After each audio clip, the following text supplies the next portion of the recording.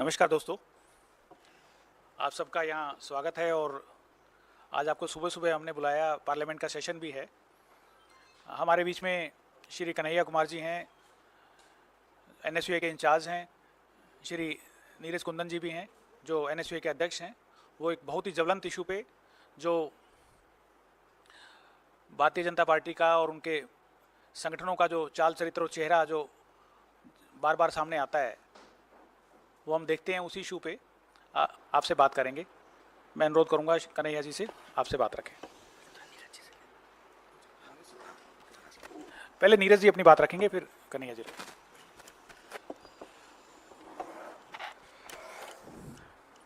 सबसे पहले मैं सभी हमारे मीडिया साथियों का यहाँ आने पे धन्यवाद करना चाहूँगा। जैसे कि आप सबको पता है कि कल 22 तारीख है और कल दिल्ली विश्वविद्यालय का जो छात्र संघ चुनाव है, जो चुनाव 3 सालों के बाद जो है होने जा रहा है। परंतु आपके सामने कुछ मुख्य बिंदु हैं जिसको हम जो है उजागर करेंगे। अच्छे से हमारे प्रभारी जी जो है वो आप लोगों के बीच में बताएंगे। हम बस आपको ये बताना चाहेंगे कि दिल्ली विश्वविद्यालय के इस छात्र संघ चुनाव जो एनएसयूए और एबीवीपी के बीच में है मुख्यतः, वो चुनाव केवल एबीवीपी के छोड़कर दिल्ली का जो प्रशासन है, पूरा दिल्ली पुलिस है, दिल्ली विश्वविद्यालय का जो प्रशासन है, वो सभी जो है उनके साथ जो है वो खड़े हैं। और ये कोई अचंभे वाली बात भी हमारे लिए जो है वो नहीं है। परंतु दिल्ली विश्वविद्यालय को जिस तरीके से हिंसा में जो है वो झोंका जा रहा है, आप लोगों ने सोशल मीडिया में कई ऐसी वीडियोस वायरल होते हुए देखी होंगी जिसमें एबीवीपी के गुंडे जो हैं वो बिल्कुल ओपनली जो है रोडों पे चल रहे हैं, तोड़फोड़ कर रहे हैं। कहीं हमारे कैंडिडेट्स की जो है वो गाड़ियां तोड़ी जा रही हैं। हमारा केवल जो यहाँ पे प्रेस कॉन्फ्रेंस करने का मकसद था वो ये था कि इस चुनाव में जिस तरीके की गुंडागर्दी की जा रही है, उससे दिल्ली विश्वविद्यालय में पढ़ने वाले छात्रों पे क्या असर पड़ेगा। दिल्ली विश्वविद्यालय में जो छात्र पढ़ते हैं वो केवल दिल्ली के नहीं, पूरे देश भर से यहाँ पर आकर पढ़ते हैं। वो वीडियोस जब वायरल होती है तो उनके माता पिता जो अपने घर पर बैठे हैं, उन पे क्या डर का जो एक भाव है वो आता है। तो ये एबीवीपी की गुंडागर्दी, ये डराने का काम जो वो अपने मुख्य आका जो आरएसएस हो, बीजेपी हो, जो वो डराने का काम पिछले 9 सालों से केंद्र की सरकार के द्वारा कर रहे हैं, परंतु वो वहाँ पे भी विफल हुए हैं। और हम बताना चाहते हैं कि हम सब छात्र भी जो हैं, एनएसयूआई के भी जो हमारे कार्यकर्तागण हैं, हम सब गांधी जी, नेहरू जी, अंबेडकर जी, मौलाना आज़ाद जी, भगत सिंह जी, इनके विचारधारा पे चलने वाले छात्र हैं। हम आपके माध्यम से भी उनको बताना चाहेंगे, एक भी कार्यकर्ता और एक भी हमारा सदस्य जो है उनकी इस गुंडागर्दी से डरेगा नहीं। और इस विश्वविद्यालय को जो है हम इनसे दूर रखने का काम करेंगे। हमें पूरा यकीन है कल 22 तारीख का जो चुनाव है उसमें एनएसयूए जो है 4 पदों पर जो है जीत कर आएगी। और ना केवल एबीवीपी को, दिल्ली यूनियन टेरिटरी का जो प्रशासन है, दिल्ली पुलिस है, इन सब को हराने का काम जो है हम करेंगे। मैं मुख्य तौर पर हमारे एआईसीसी इंचार्ज, हमारे प्रभारी कन्हैया कुमार जी का अनुरोध करूँगा कि वो संक्षेप में जो है आपको इसके ऊपर जो है बात रखेंगे। धन्यवाद नीरज जी। हमारे सम्मानित विनीत पुनिया जी, एनएसयूआई के राष्ट्रीय अध्यक्ष नीरज कुंदन जी और पत्रकार साथियों, आज हम आपको सुबह सुबह एक बहुत ही सीरियस कंसर्न के साथ बुलाए हैं, क्योंकि अक्सर ये होता है कि विश्वविद्यालय के चुनाव विश्वविद्यालय तक ही सीमित रहते हैं। छोटी मोटी जो है छात्र संगठनों के बीच आपसी झड़प, बहसबाजी, वाद विवाद, ऐसी चीज़ें होती रहती हैं। लेकिन पिछले कुछ दिनों में जो सीन दिल्ली विश्वविद्यालय में देखने को मिला है वो बहुत ही गंभीर है। और जैसा कि हमारे राष्ट्रीय अध्यक्ष ने कहा कि दिल्ली विश्वविद्यालय देश का एक ऐसा प्रतिष्ठित विश्वविद्यालय है जहां पर सिर्फ देश के ही नहीं, दूसरे देश के भी विद्यार्थी पढ़ने के लिए आते हैं। और आज बार बार जो है बीजेपी कहती है कि ये डिजिटल इंडिया है, तो इस तकनीकी क्रांति के दौर में कहीं की बात कहीं तक पहुंचती है। और जिस तरह से सोशल मीडिया पर वायलेंस के वीडियो वायरल हो रहे हैं, स्वाभाविक है कि जो बच्चे फर्स्ट ईयर में यहाँ पढ़ने के लिए आए हैं या जो थर्ड ईयर से में हैं यहाँ पढ़ रहे हैं, उन सब के परिवारों को चिंता होगी। तो इस संबंध में हम आपसे कुछ बातें रखना चाहते हैं। सबसे अव्वल तो ये आप लोगों ने सुना होगा, भगत सिंह ने कहा है कि बम और पिस्तौल कभी इनकलाब नहीं लाते, मतलब बम और पिस्तौल से बदलाव रोका भी नहीं जा सकता है। ये जो दिल्ली विश्वविद्यालय का चुनाव हो रहा है, इसकी सबसे बड़ी खास बात यह है कि ऐसा शायद पहली बार हो रहा है कि थर्ड ईयर के स्टूडेंट भी फर्स्ट टाइम वोटर हैं और फर्स्ट ईयर के स्टूडेंट तो फर्स्ट टाइम वोटर हैं ही। ऐसे सिचुएशन में जिस तरीके से शासन प्रशासन के द्वारा एक खास संगठन को, एक खास तरह की विचारधारा को पोषित करने वाले लोगों को जो एक पावर का मिसयूज करके प्रोटेक्शन दे रही है, तो कहीं ना कहीं जिनके अंदर हिंसा की प्रवृत्ति है, गुंडागर्दी की प्रवृत्ति है, उनको बल मिल रहा है। और वो लगातार जो एक गौरवशाली चीज़ है भारत में, 750 से ज़्यादा पब्लिक यूनिवर्सिटी है, गिने चुने विश्वविद्यालय में चुनाव होते हैं, उसमें से दिल्ली विश्वविद्यालय एक है। और ये छात्रों के लिए, विद्यार्थियों के लिए एक अहम वक्त है जब आप अपनी लोकतांत्रिक अधिकारों को समझते हैं, सीखते हैं, उसका इस्तेमाल करते हैं और एक जिम्मेदार नागरिक बनने की प्रक्रिया में यह महत्वपूर्ण भूमिका निभाता है। ऐसे में इस पूरी की पूरी प्रक्रिया को डिस्टर्ब क्यों किया जा रहा है, यह हमको समझना चाहिए। मैं आपकी सूचना के लिए कुछ चीज़ें यहाँ बता देना चाहता हूँ। जैसा कि अध्यक्ष जी ने बताया कि 3 साल के बाद चुनाव हो रहे हैं और आपने देखा कि कोरोना में सब ने अपनों को खोया। कोरोना जो है एक गंभीर चुनौती थी, लेकिन कोरोना जो है कब महामारी है और कब बहाना है, ये सरकार अपने तरीके से तय करती है। तमाम तरह के जो है चुनाव हुए देश में, लेकिन विश्वविद्यालयों के चुनाव को रोक दिया गया। खैर, अब जब चुनाव हो रहे हैं, ये एक स्वागत योग्य कदम था और इसका हमने NSUI की तरफ से स्वागत भी किया। लेकिन जब से यह प्रक्रिया शुरू हुई है, इनकी कुछ चीज़ों पर अगर आप गौर करेंगे, सबसे पहले तो नॉमिनेशन और इलेक्शन का एक नोटिफिकेशन विश्वविद्यालय प्रशासन के द्वारा जारी किया गया, जिसमें कहा गया कि 12 तारीख को नॉमिनेशन होगा। और आप सब लोगों ने देखा होगा कि फिर एक और नोटिस आई और नॉमिनेशन का डेट जो है वो 12 से 14 कर दिया गया। यह जो नोटिफिकेशन आया, इसमें एक और चीज़ पे हम आपका ध्यान आकर्षित करना चाहते हैं कि कोरोना के आधार पर इस बार दिल्ली विश्वविद्यालय में जो लोग चुनाव लड़ रहे हैं, उनको 2 साल का एज रिलैक्सेशन दिया गया, 3 साल का। और ये जो रिलैक्सेशन है, ये रिलैक्सेशन एक खास संगठन को फायदा पहुंचाने के लिए दिया गया। क्यों?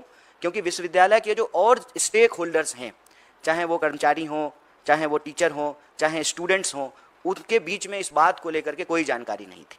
मतलब बहुत ही आर्बिट्ररी तरीके से जो है यह नोटिस लाया गया। खैर, अगर विद्यार्थियों को कोई भी लाभ मिल रहा है तो हम उसका स्वागत करते हैं।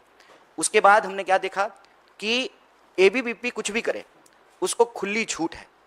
मतलब पुलिस की मौजूदगी में दूसरे संगठनों के, खास करके जैसा कि आप जानते हैं, दिल्ली विश्वविद्यालय के चुनाव और दिल्ली विश्वविद्यालय में एक एक विद्यार्थी इस बात को जानता है कि ABVP का पिछले 4 सालों की जो अराजकता है, उस पर कोई पूर्ण विराम लगा सकता है तो वह NSUI है।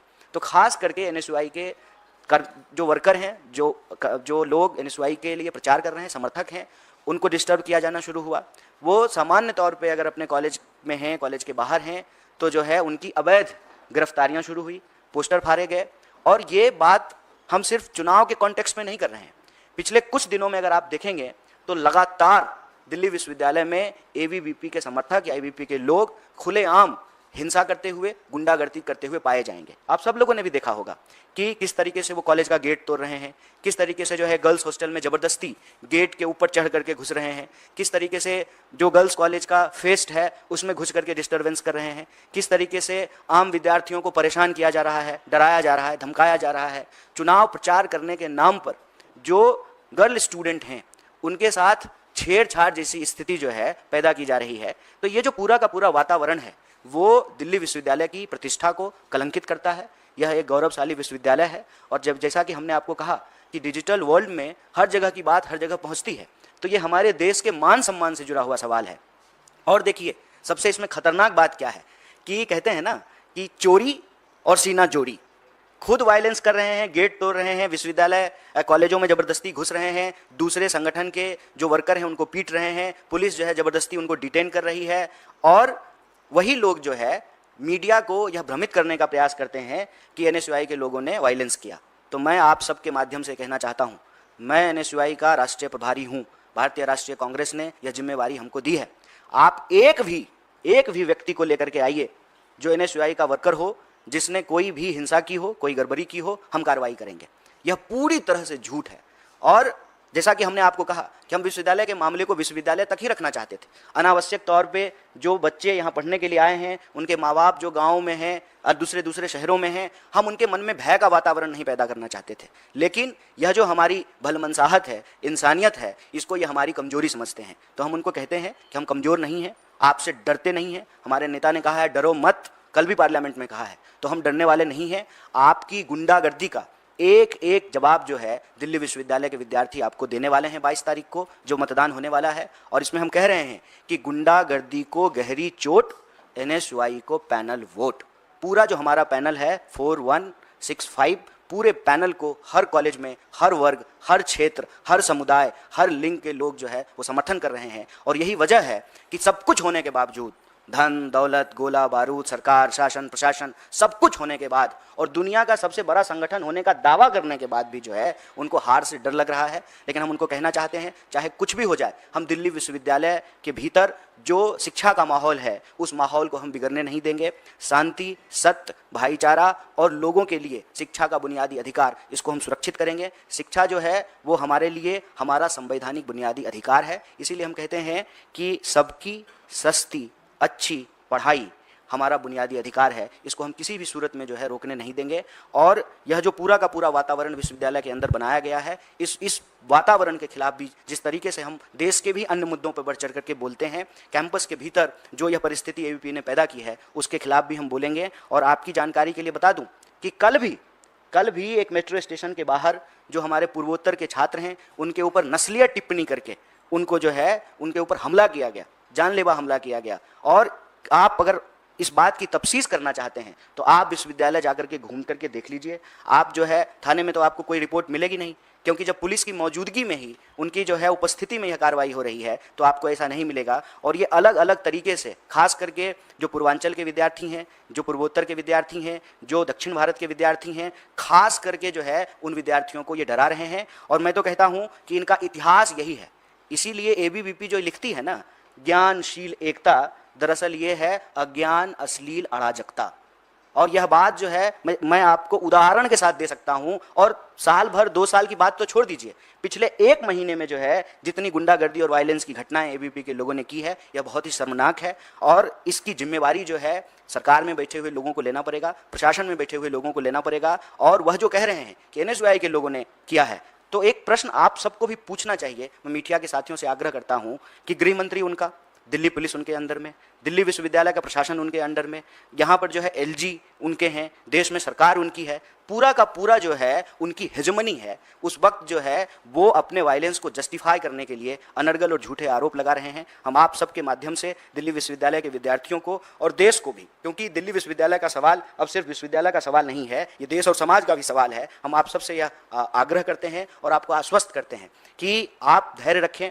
कोई भी परिस्थिति हो जाए, जो हमारा विचार है, जो हमारा एजेंडा है, उससे हम 1 इंच पीछे नहीं हटेंगे। और एजेंडा हमारा ये है कि इस बार पहली बार मैं आपको ये कहना चाहता हूँ कि दिल्ली विश्वविद्यालय में विमेंस एजेंडा लाया गया है। और उस एजेंडे की सबसे खास बात यह है कि महीने के 2 दिन, कम से कम 2 दिन जो मेंस्ट्रुअल लीव की बात की जा रही है। और इसको लेकर के दिल्ली विश्वविद्यालय की लड़कियों ने जिस तरीके से रिस्पॉन्ड किया है, खास बात यह है कि जब हमारे कैंपेनर कैंपेनिंग कर रहे हैं तो महिला शिक्षिका आकर के कहती हैं कि हमारे लिए तुम लोग क्यों नहीं कर रहे हो। तो जिस तरीके से समर्थन मिल रहा है हमारा स्टूडेंट सेंट्रिक एजेंडा को, जिस तरीके से कॉलेज के भीतर जो NSY से जुड़े हुए लोग नहीं हैं, रेगुलर स्टूडेंट हैं, पढ़ने वाले विद्यार्थी हैं, जो क्लास करते हैं, लाइब्रेरी जाते हैं, घर से आते हैं, वापस घर को जाते हैं, वो तमाम विद्यार्थियों का एक व्यापक सपोर्ट मिल रहा है। क्योंकि हमारा जो एजेंडा है उसमें हम राजनीति नहीं खेल रहे हैं। हमारे लिए ये नहीं है कि दिल्ली विश्वविद्यालय का चुनाव जीतें और तुरंत से जो है भाजपा में मंत्री बनने का जो है विकल्प खुला हुआ है। जो सरकार में होते हैं उनके प्रति यह आकर्षण स्वाभाविक है, लेकिन हम तो विपक्ष में बैठे हुए हैं और लगातार इस देश के मुद्दों पर बात कर रहे हैं। और आप हमारे पैनल को भी देखिए, हमारा पैनल साधारण किसान बैकग्राउंड के बच्चे हैं जो स्कॉलरशिप से पढ़ करके दिल्ली विश्वविद्यालय में पढ़ने के लिए आए हैं। और हमारा जो पॉजिटिव एजेंडा है, जो पॉजिटिव वाइब है, उससे व्यापक तरीके से विद्यार्थी भी जुड़ रहे हैं और विद्यार्थियों की सेवा करने वाले लोग भी जुड़ रहे हैं। और हमारा जो पैनल है उसमें एक लड़की के पिताजी जो है वो आर्मी में थे, माता जी उनकी जो है किसान हैं, तो वो समझते हैं कि सेवा का क्या मतलब होता है। इसीलिए हमने कहा कि चाहे देश में कोई भी इश्यूज हो, मणिपुर की अगर आप बात करें तब भी ये चुप रहे, महिला पहलवानों की बात करें तब भी ये चुप रहे, विश्वविद्यालय का बजट कट किया गया तब भी ये चुप रहे, हर साल जो डूसू का बजट था उसका क्या हुआ, दिल्ली विश्वविद्यालय ने उस बजट को क्या किया, उस पर भी ये चुप हैं। और जब चुनाव नजदीक आ गया है, इनको लगता है कि हम हार जाएंगे और सरकार में जो बैठे हुए लोग हैं उनके सामने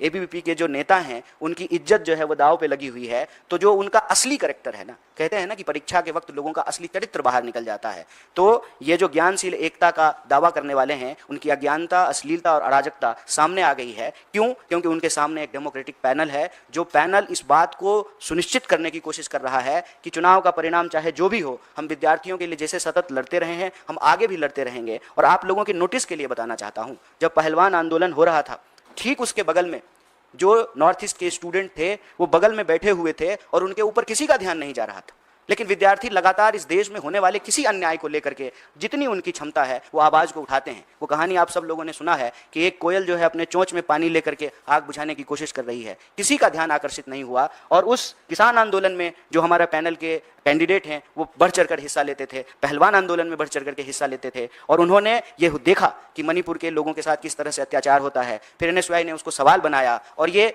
दुखद भी है और आश्चर्यजनक भी कि जब तक वो एक विचलित करने वाला वीडियो नहीं आया तब तक देश और दुनिया का ध्यान मणिपुर पर आकर्षित नहीं हुआ। तो ये सब सवाल उठाने के चलते जानबूझ करके, खास करके जो पूर्वोत्तर का समर्थन, पूर्वांचल का समर्थन मिल रहा है, जो नॉर्थ ईस्ट के स्टूडेंट हैं, उत्तर पूर्व के विद्यार्थी जो उनका समर्थन मिल रहा है, साउथ के जो संगठन है, मैं आपकी जानकारी के लिए बता दूं, जो मैत्रेयी ऑर्गेनाइजेशन है केरला का, उसका जिस तरीके से समर्थन मिल रहा है, तो एपी कहीं ना कहीं घबराई हुई है और जो हमारा पॉजिटिव एजेंडा है, मैं बार बार कह रहा हूं, उसको डिरेल करने की कोशिश कर रही है। तो हम बार बार कहते हैं कि वो सब कुछ, तमाम कुछ लगा लें, पूरी ताकत लगा लें। एक तरफ शासन और प्रशासन है, सरकार है, और दूसरी तरफ विद्यार्थी हैं, और विद्यार्थियों का यह प्रथम धर्म है कि वो शिक्षा के बुनियादी अधिकार की रक्षा करें, और सरकार का भी यह कर्तव्य है कि वह शिक्षा देने का काम करे। अगर इसमें कोई बाधा उत्पन्न की जा रही है तो उसके खिलाफ हम मुखरता से लड़ रहे हैं, लड़ेंगे, क्योंकि हमारा यह मानना है कि अगर जेएनयू में 10 रुपए में लोग पढ़ सकते हैं तो उसी पढ़ाई के लिए दिल्ली विश्वविद्यालय में 70,000 रुपया क्यों लिया जा रहा है?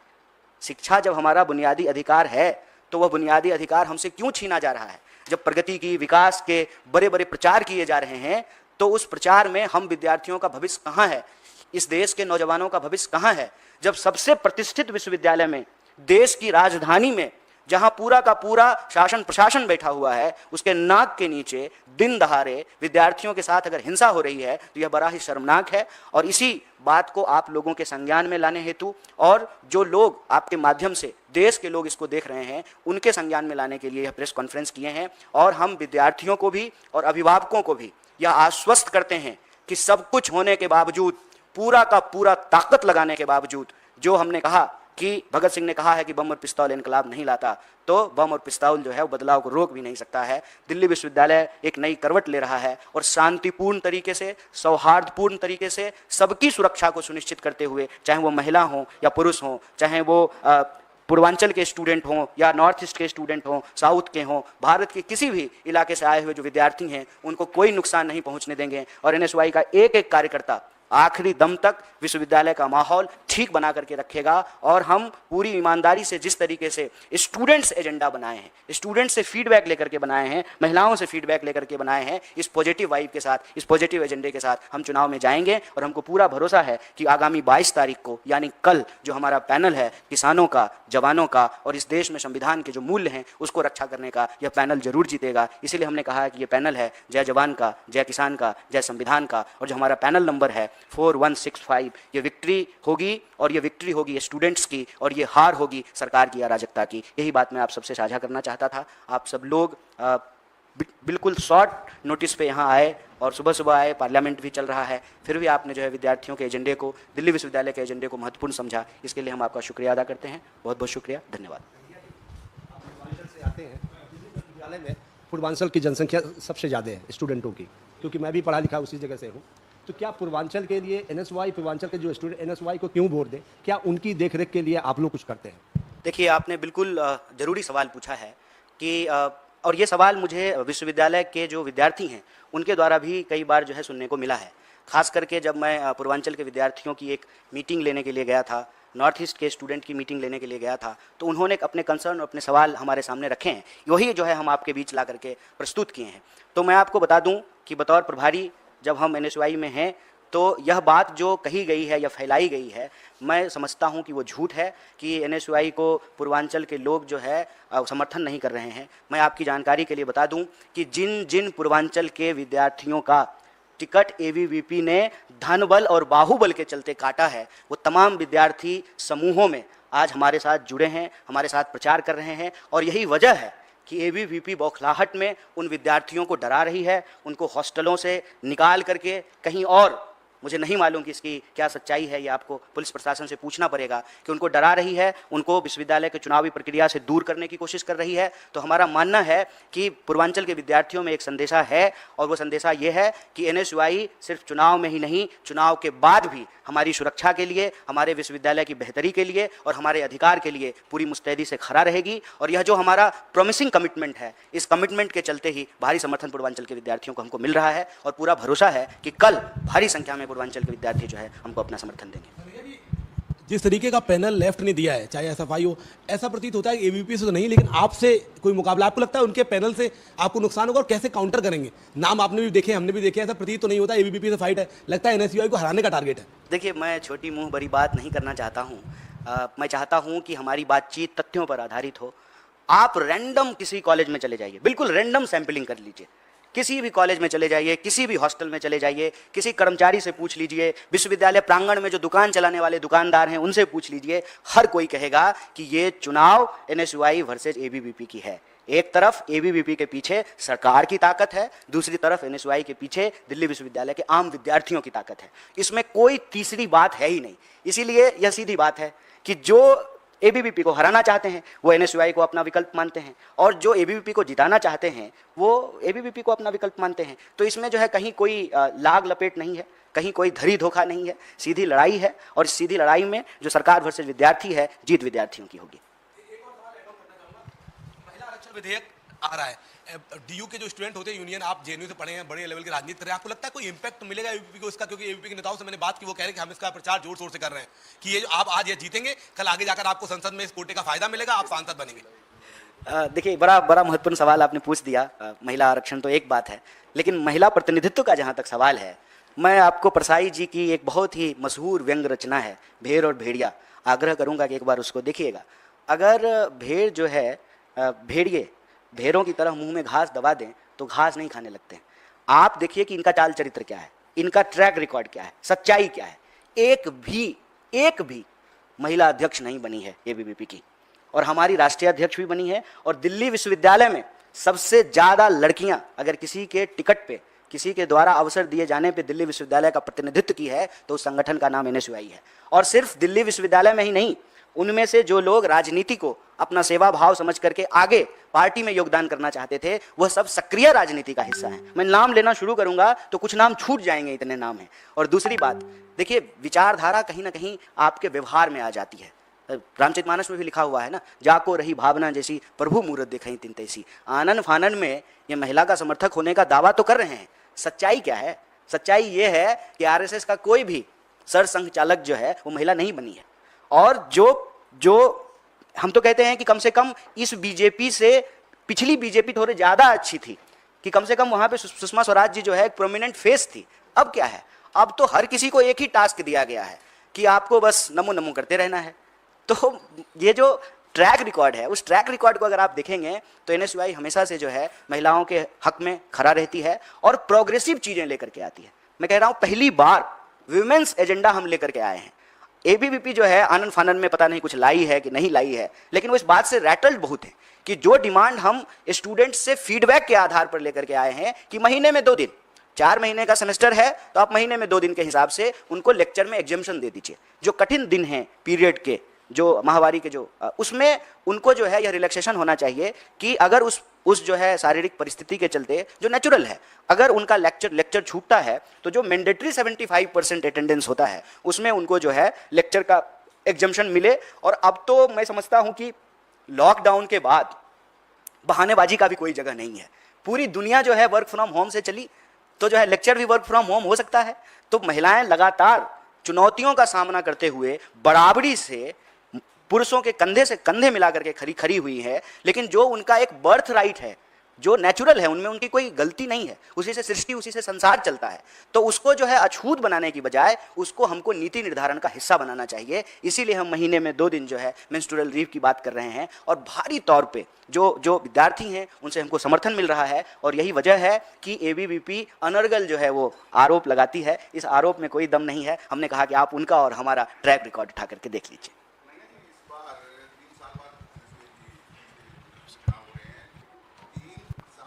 इस बार के चुनाव में देखने को मिल रहा है जिस तरह के विजुअल्स वायरल हो रहे हैं, वायलेंट कुछ ज्यादा है, यहाँ तक कि तमंचे तक लहराते हुए लोग नजर आ रहे हैं, स्टूडेंट्स नजर आ रहे हैं। क्या कारण है, क्या? देखिए, बिल्कुल आपने ठीक बात कहा और यही हमारे आज की प्रेस वार्ता का मुख्य बिंदु भी है। इसी बात को हाईलाइट करने के लिए हम आप सबको आमंत्रित किए, आप आए। एक बार फिर से आपका शुक्रिया।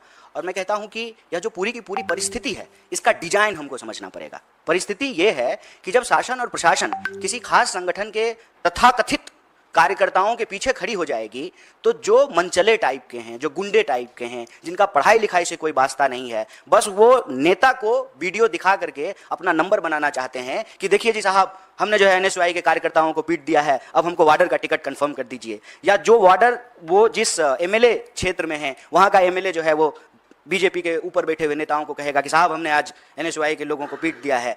तो ये नंबर बनाने की जो है आपाधापी पैदा हो गई है। और इसमें सबसे दुखद और शर्मनाक ये है कि विश्वविद्यालय प्रशासन की तरफ से ये कहा गया, आप सब इस पे विचार कीजिएगा कि कितनी चिंताजनक है, कि उन्होंने कहा कि ये तो हर चुनाव में होता है, आपको कार्रवाई करनी चाहिए, आपको वैसे लोगों को पकड़ना चाहिए। दिल्ली पुलिस जो है आपके अंडर में है, सरकार के अंडर में है, भाजपा सरकार के अंडर में है, गृह मंत्री के अंडर में है, उनको उनके ऊपर कार्रवाई करनी चाहिए। रादर देन उस पर कार्रवाई करने के आप कह रहे हैं ये तो होता है। और सोशल मीडिया की वजह से आज चीजें वायरल हो जाती है। मतलब चीजें वायरल हो जाना दिक्कत की बात है या हिंसा का हो जाना दिक्कत की बात होनी चाहिए? ये शासन और प्रशासन का फेलियर है। तो मैं समझता हूं कि यह एक बहुत ही गंभीर विषय है और इस पे हम लोग जो है गंभीरता से मतलब कहते हैं एट मोस्ट कंसर्न, उसकी तहत जो हम आपसे बातचीत के लिए आए हैं। और आपको भी और आपके माध्यम से पूरे देश को यह आश्वासन दिलाना चाहते हैं कि इनकी गुंडागर्दी का जवाब दिल्ली विश्वविद्यालय के विद्यार्थी देने में सक्षम है। इसीलिए हमने कहा कि गुंडागर्दी पर गहरी चोट, एनएसयूआई को पैनल वोट। हम एक एक विद्यार्थियों की सुरक्षा सुनिश्चित करेंगे और कैंपस का जो माहौल है किसी भी सूरत में इसको बिगड़ने नहीं देंगे। और शासन, प्रशासन और सरकार का जो यह गठजोड़ है उसको विद्यार्थी जो है वो परास्त करेंगे। Thank you very much.